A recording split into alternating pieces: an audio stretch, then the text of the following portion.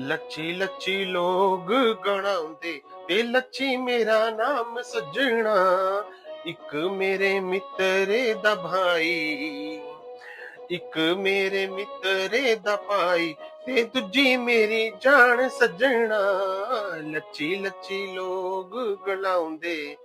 हाँ जी व्यूअर्स, ये गाना तो आपने नाटी सुनी होगी हिमाचल में। पहले ये सुनिए पूरा इनको, इसकी नाटी को ओरिजिनल सुनिए।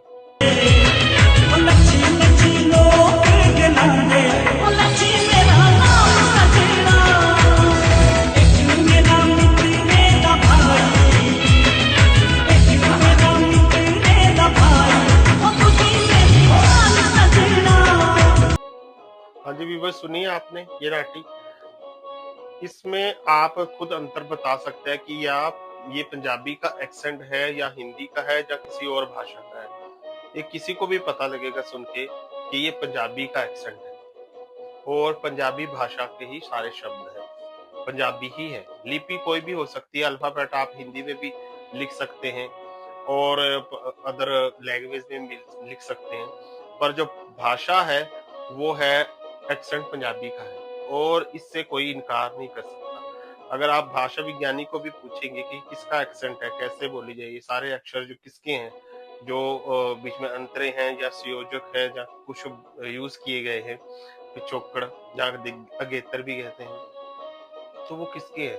वो पंजाबी के हैं और पंजाबी भाषा का एक एक्सेंट है जो बोला जाता है। और कई हमारे व्यूवर्स हैं जो इसको हिंदी के साथ जोड़ते हैं। व्यूवर्स, ये पंजाबी का एक्सेंट है, डोगरी भाषा।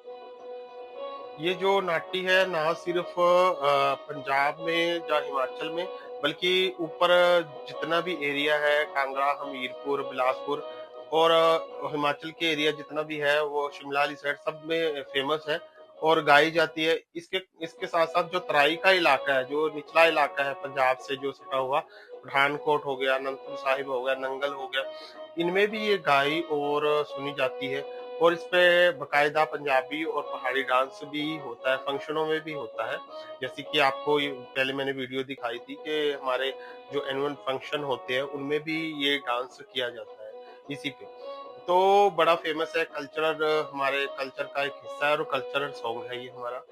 और ये अगर कल्चरल सॉन्ग ना होते तो शायद हमारी जो एक्सेंट है, डायलेक्ट्स आज तो खत्म हो जाते। ये बहुत जरूरी है इनको सुनना और दूसरों को सुनाना और अप्रिशिएट करना, क्योंकि हमारी जो एक्सेंट है हिमाचल के, जहाँ पंजाब के या कुछ हरियाणा के भी, तो खोते जा रहे हैं। लोग अपनी भाषा बोलने में शर्म करते हैं और दूसरों के सामने ऐसा समझते हैं कि हम कहीं देहाती ना लगे, हम शहरी लगे, इसलिए हिंदी का या इंग्लिश का सहारा लेंगे।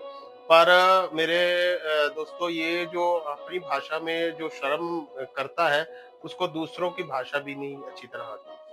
और अपनी भाषा सुनते हुए, अपनी बोलते हुए, उसमें अपने आप को प्राउड होना चाहिए, मान होना चाहिए कि हम ये भाषा बोल सकते हैं, बोलना चाहते हैं और सुनते हैं। और इसमें कोई शर्मिंदगी वाली बात नहीं होती। जितना आप अपनी भाषा में अपना जो अपने बारे में जो अपना इंट्रोडक्शन करवा सकते हैं, उतना किसी और में नहीं करा सकते।